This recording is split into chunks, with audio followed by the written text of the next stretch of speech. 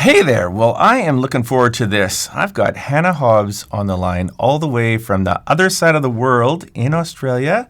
She is the creative worship pastor at Hillsong in the city campus and has just written some great music that's come out here in the Thanksgiving and pre-Christmas seasons. So we're going to talk all about raising up people, finding the gold in them, and songwriting, leading worship, pastoring people, all those kinds of things. I'm looking forward to it. Let's bring Hannah to our show. Hannah, nice to have you here in the land of PraiseCharts. It's so good to be here from the other side of the world and to be Yes. connecting with you. Very Well, fun. that's great. It's like 4 p.m. for me, so what does that make for you? I can't even compute that on my head. It's 11 a.m. in the morning, so we're kind of Okay. really we're spread out here. That's right. We definitely are. I'm kind of winding down. You're kind of winding up. Is that how it goes? So there we go. That's how it goes. Love it. Well, I'll tell you, Hannah, we are big fans of Hillsong. Long time, so much music. I mean, hundreds and hundreds of songs. So many great friends and people, and just love the work that you're doing. And I've been asking around. Actually, I mentioned Steve McPherson is a good friend of mine, and I was texting him today. It's like, tell me about this Hannah girl. Like, what's she like? Is it going to be weird or going to be easy? And he's like, go, Hannah's great, no problem. So, anyways, I love it. you're making a good impact there. So good. I love Get Micah too. He's a good friend. That's awesome. Awesome. Well, Hannah, why don't we start? This is what I'm interested in is tell me a little about your role in Hillsong and kind of like a practical question I wanted to ask is what's a day in the life of Hannah Hobbs look like? Just from you wake up, I don't know, do you have kids? You have to send them off to school and then give me a little window into what an average day looks like. Yeah, well, I have two children. So I have a 5-year-old Yeah. and a 4-year-old. And so usually, Fantastic. today, for example, it was being woken up. It's never waking up. It's always being That's right. woken up by small people. Gotcha. Um, Yeah. and we got ready for the day, and now they're off at school today. And yeah, it's just a mixture of, I guess working, a bit of work from home today and doing Hmm. things like this. Also trying to keep the songwriting going and moving. So I've been writing a little bit this morning, and I Oh, don't know, it's always a fantastic. mixed bag, just trying Yeah. to kind of steward the different parts of life, like, both family, motherhood, but then also creativity. And then also Yeah. on top of that, we're part of a great church community. So staying connected within our own church community and pastoring people. So there's always a lot going on, but it's good Yes. fun. Fantastic. I mean, it sounds like you could relate to so many, especially women out there who are like, wow, I'm a mom, I've got young kids, and I don't know how I'm pulling this week together. Like, there's just my head spinning in 1,000 directions. And it's nice just to hear from you. You're the same, even in Hillsong, right? Absolutely. Absolutely. And like, do you find yourself leading worship every week, or are you just kind of more scheduling a team of leaders? How often are you engaged in getting out that guitar and leading the team? Yeah, I led worship this Sunday night just gone with at our church here in the city in Sydney.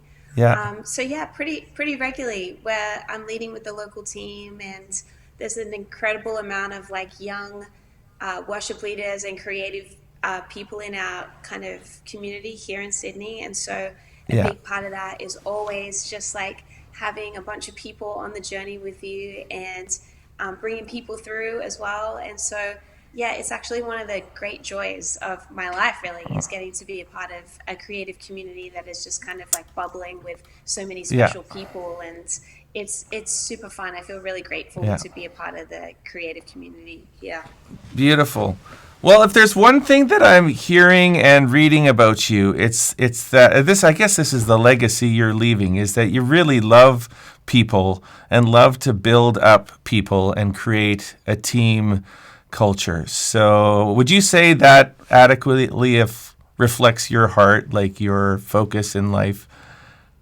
Yeah, for sure. I mean, I'm sure there are many people who are probably watching on who can maybe relate to this, but for me Yeah. personally, I feel like growing up, I didn't grow up in a going to church or really in a Christian family. So when I first came to a church setting as like a 13-year-old and encountered God for the first time, I feel so grateful because I was the recipient of these really special humans who looked out for me, who encouraged me in my giftings and encouraged me in my walk with Christ, and really just spoke life into me. I don't think I would be doing what I'm doing today if it wasn't for these particular pastors and leaders who called me out and said, hey, that's a really great song, or hey, you can really do this, or we really believe in Yeah. you.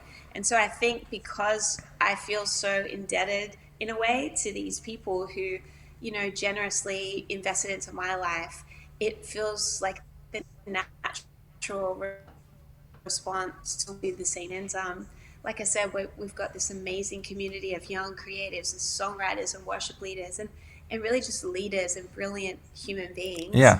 And so Yeah. I feel, even as a mom, really grateful that I can be a mom to my own kids, but also kind of be like a champion of these younger worship leaders and songwriters, and Yeah. hopefully be an encouragement to them too. Yeah, beautiful. Well, sometimes I might be tempted to think, how is it that Hillsong just gets all the good musicians, or gets they stumble on all the great song writers or worship leaders? But it's like the reality is you have the same pool of people as we all do, and you're just finding ways to, like we're saying in the title of this episode, is like harvesting or finding the gold in people. So I just want to like dig into that a little bit, is to, because the reality is in a worship team or in any church environment, you're going to have like a spread of different giftings. Some people are going to have that like real stage capability or songwriting or things. Some people are going to be sort of middle of the road. Some people have way more desire than they have skill. Like that's the reality of the palette that is in front of us. So can we maybe just talk candidly about, well, how does that work in your world? How do you find and encourage people who are truly the gold, and like to harvest and bring that out of them? And then what do you do with the rest of people that are like all across the board? I'm interested. I want to know Yeah, how you process that. yeah. I mean, I guess first of all, like we're constantly trying to remind ourselves as leaders, but also remind others, like before we do anything else, we're Christians, we're Christ followers, Yeah. and we're trying to encourage people, not just, hey, we want you to be an amazing songwriter or we want you to be an amazing worship leader. Like we want to encourage you in your walk with God. And so Yeah. something that's really important to us is like having people around the table and doing Bible study together and just like investing into the whole person, not just Right. um, Really good. the widely gifted or the widely faithful.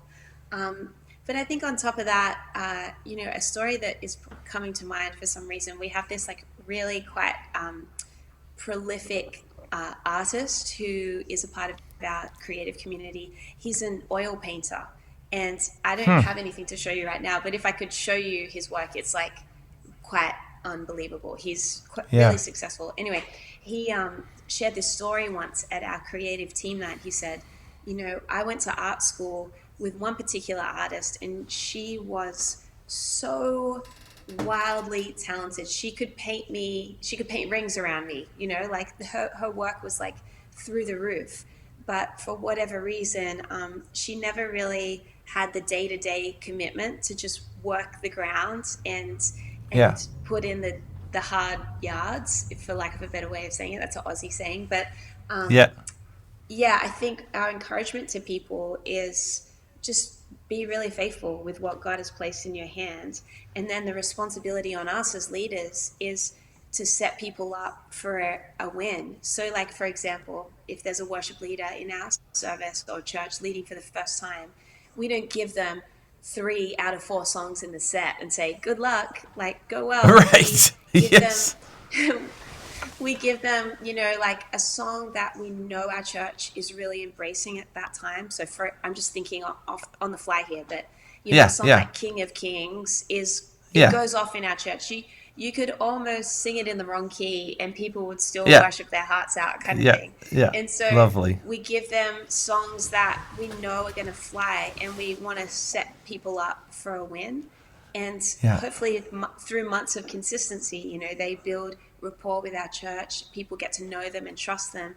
And then you can kind of give them, more responsibility and that kind of thing. yeah, But yeah, I find the ownership is really on us as leaders to set people up in a way that we want to see them fly. We're not like pushing them off the edge and saying, all the best. We're actually like leading them through all the way and trying to, create these environments where they're really going yeah, to thrive and do well. yeah.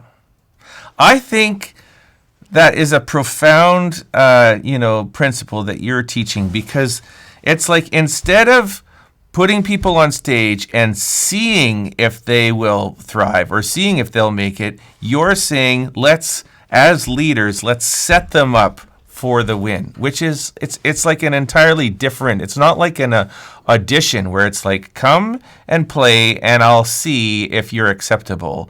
It's more like, I'm going to put you in a place where you're going to be almost surprised by how awesome that experience was, because I knew what you needed. And it's just the whole intentionality of setting them up. I think that's very, very profound, and that's what's required of worship pastors, to be thinking about how we can set our people up for success. So, any other thoughts? Is like, let's just think about tips of what can worship leaders practically do in order to set people up, like vocalists or musicians, bass players, drummers, all different kinds of things. Can you think of the different kinds of artists and what it looks like to set them up for success? I like this idea.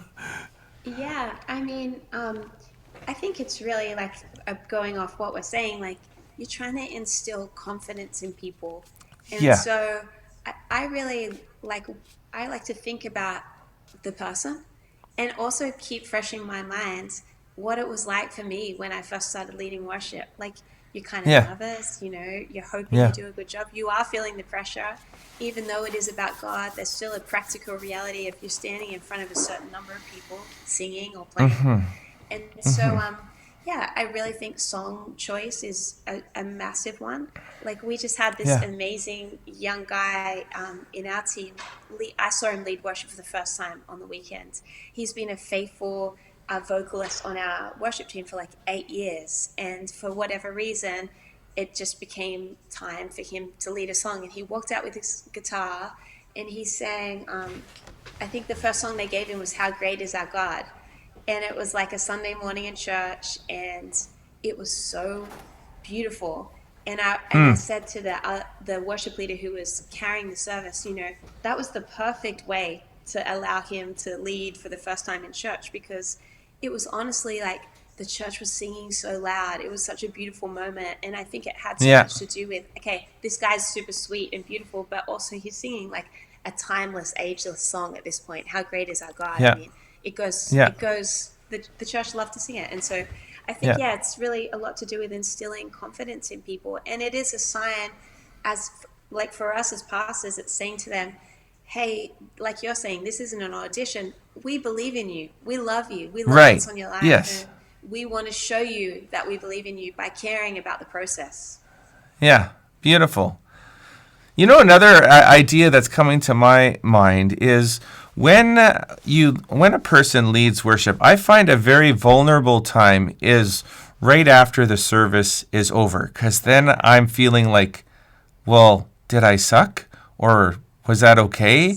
And I know for me as a leader, when I have someone else on the team, I feel like as soon as the service closes, I want to touch point with everyone and just like pour some immediate, like, hey, thank you for that, was awesome, or just something, because I've also experienced finishing leading worship, and it's like nobody says anything. I'm like, Yes. uh-oh. Right? So, Absolutely. The silence can be a dark place sometimes when you hear yeah, nothing. But yeah, I mean, I still feel the same, to be honest. Every time I lead, I don't think it goes away after time. Unfortunately, sometimes it gets easier the more you're in a bit of a flow with it. But I'll often yeah. sit down after a worship set and turn to my husband and go, "Was that okay? Like, was that good?" Oh, yeah, right. But yeah, I do try to do the same thing. Like when I'm standing in a service and someone else is leading, I always like to, like text them because, people Yeah, check their phone when they sit down. I'll text them and be yeah, like, I really love this song, or I loved how you did this because, and genuinely so. Like, I think it's just yeah, so important to have that habit of encouraging and not just thinking good thoughts, but saying them and yeah, telling people. Yeah. yeah. And like you're even saying, even something specific, like I liked that song or that transition or something rather than just, oh, hey, good job. But, just offering just a real word that's like, oh, they noticed. I put some time into this and I think that's really good. Yeah. And how So good. about what like other musicians? Do you guys do shadowing or any other kinds of things like that where like what new musicians can come on? What are some other strategies for helping set people up for winning? You're talking about song selection. That's certainly one way. What are other ways that you can help build confidence in people? That's kind of what we're talking about here. Yeah, I think like strategically surrounding people with strength. Like I think again of a recent example when we were leading worship just this Sunday night, we had a new music director on for it wasn't his first time, but he's Yeah. kind of on the mic leading the band for one of the first few times, and so we just he's a bass player and so he's leading the band from the bass and we had a really solid uh, set of musos around him. So a really great drummer that had his back, and we had really two great keys players. Um, so again, if there were any like mistakes or calls that were perhaps a bit like missing the moment, it wasn't an epic fail in the service. Like we Yeah. actually did miss one particular thing towards the end. There was a miscommunication, and it was kind of cool to just watch the band almost like musically hover around him, and they Yes. had him covered, and they kind of brought him Yes. back on track. And I think strategically kind of rostering people um, with the right band so that again they can find their feet and perhaps in a few months time he can be the one who's bringing other people through as a music director, Yeah. but for now like the next little while we're just like okay, we want you to win and we want his confidence to just be building and building. And so yeah, I think strategically rostering the right musos to surround him while he finds his feet is a really great way Yeah. again to instill confidence in people. Yeah. Hannah, this is so great, so practical, and I just really hope worship pastors and leaders who are listening in can kind of catch this heart. I feel like fundamental to it all, there has to be this heart of otherness, of like raising up people. That worship leading isn't a platform and an opportunity to show how great I am. It's like when you really excel to the highest level of leadership is when you have your eyes turned on to raising up other people. There's really no higher place to be as a leader. And just want to encourage all of you who are listening in to kind of capture Hannah's heart here is it's very focused on this other person and surrounding them, setting them up for success. I like that idea of hovering around so that even if they fail, it's not an epic fail. And that sensitivity to people who might not have confidence. It's so vulnerable to be in a place where you're in public, and what if I mess up? So we need leaders to watch over that process, right? Yes. I love it. Yeah, I love it. It's such an honor too. Like I don't know, I find a lot of joy in this process of yeah, like, investing into other people. It makes sense to me. It's like that's our role as leaders too, is to serve others. and to come around them and obviously disciple people. But yeah, it makes sense to me that our kind of stance would be one of like service and wanting to see people really do well. Beautiful. Beautiful. Well, thank you for all that. Well, before we kind of close out, I definitely want to talk a little bit about your own music. We're in a season right now where there's a single out for Thanksgiving in particular, but I don't think it's a song you would just sing at Thanksgiving. But this song, Give Thanks, we've definitely noticed in PraiseCharts world that people have been grabbing onto it in a very unique way. And it's kind of funny. I'm just looking at PraiseCharts right now as you are, and like the top two songs that we see of yours is Give Thanks and then Thank You, Jesus. So there just must be this gratitude aura around you. It's just a theme in your life. So tell me a little bit about where the song came from, what you were thinking as you were writing it, and maybe if you wrote it with Yeah, someone, tell me a little bit about it. sure. Well, I mean, yeah, the way this song kind of began, and I'll say this is quite a story for me. This is not the way it usually goes, but I was Yeah. actually in the kitchen here in my house, and uh, to be honest, my daughter was watching TV in the background and yelling out at me to she was hungry or something like that, and I actually just felt a melody pop into my head, a full melody, and it was just this chorus: "Give thanks for the Lord is good; His love endures forever," and you'll hear it in the song. And yeah, basically, the short version of the story is I took it to the brilliant Ben Fielding, and he's Oh, many would know how could you Ben, but fail he's with just him? you Yeah. can't fail. It's impossible. No. But Yeah. we were at church. We were standing at the side of stage at church during a rehearsal, and I just said, Ben, I think I have this chorus, and I don't know what it is, but it feels like something. And I actually just this is awkward, but I sang it to him at side of stage, and he kind of looks at me like, oh yeah, there's something. This is cool. And so we spent some time over the next couple of weeks just carving out the song and taking it down a few different paths, and then you're basically returning to this kind of well, so much of it is like directly scriptural, but yeah, this song of gratitude and thanksgiving. And so, and then of course, the test with any song is you bring it to a service and see what happens, you know. And it's such a cool thing about, you know, writing songs for the church is you get to write them and then you get to try it in church. And what was amazing, it was, you know, so cool to hear almost like the first time the chorus hit in church, you could hear the church singing it as if they knew it already. And I think that is Yeah. just such a cool thing. They were singing it out. And so we've actually been singing this song in our church for the best part of 2 years.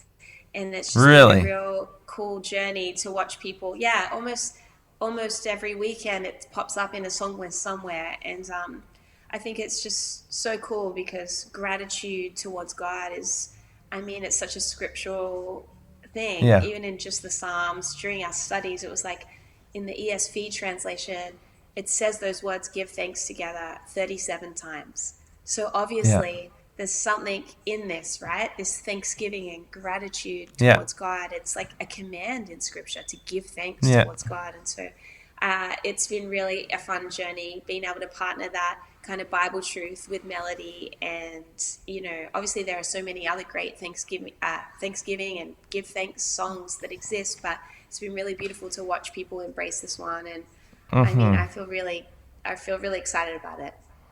Totally. You know what I kind of heard when you were telling me the story about bringing the song to Ben is like Ben did exactly what we're talking about. He did to you. Like he encouraged you. He saw the gold, if you want to call it that, in what you brought, and you were a little perhaps nervous. As like, I don't know if there's something in here. And I mean, we all know. I'm, you know, not to say that one is better than the other, but Ben is like, you know, a giant in the songwriting world. You know, we know that, right? So We know if that. We anyone know is going that. to bring a song to someone like Ben, you're just feeling like, I don't know. Oh, yeah. Imagine you felt like that. Absolutely. I mean, I could talk about Ben for a long time, but, you know, as a songwriter, the thing is, I grew up where this is going to show my age, but I grew up where you actually purchase CDs, and I would take the booklet out of the CD, and you'd read every credit on every song because I was so passionate about wanting to write these worship songs. I needed to know who these people were. I wanted to know their names. I wanted to know like everything I could because I was obviously aspiring to take a similar path, like in terms of writing songs for the church. And so to me, the Ben Fielding thing is wild because I mean the amount of songs that he has written for the church is it's really quite unbelievable. And Yes. so it's been such a gift over the last, really specifically the last kind of 2.5 years while we were restricted to stay in the country basically. Yeah. I was probably annoying to him, but I bugged him for as many writing sessions as I could possibly get because I think any time spent around someone who is, just that deep in their, stewarding and calling when it comes to Yeah. writing songs, you get to rub shoulders with them and, hopefully let you learn so much really just being in their presence. And so it's been such a joy to collaborate Yeah. with Ben and it's Yeah. been a That's so great. It's just amazing to me. Here we were just talking about doing this for other people, and then it comes full circle, and you got to be in a posture to also receive it, and even that posture of kind of humility of I've got something to pour out, but I need people to pour into me. And every worship leader and pastor out there, nobody is not in a place where they're just pouring out and not getting poured into as well. And just to be yeah. thinking about who is pouring into your life, and or who do you aspire towards or admire, or things like that. So that's really great. Well, Hannah, thank you for just this beautiful, candid conversation. I think it's been very practical. I hope that people are inspired to go and just harvest the gold from their teams and think about that kind of serving mindset as we are serving people in our churches. So thanks for that. Yeah, thank you. Thanks so much for having me. It's been fun to talk with you. Beautiful. Okay. Well, this is Ryan Dahl from PraiseCharts and Hannah Hobbs from Hillsong in the city. And thanks for joining us today. Hope you have a Merry Christmas in the next couple of weeks, and we'll see you in the new year. Bye, Hannah. Thank you very much. See ya.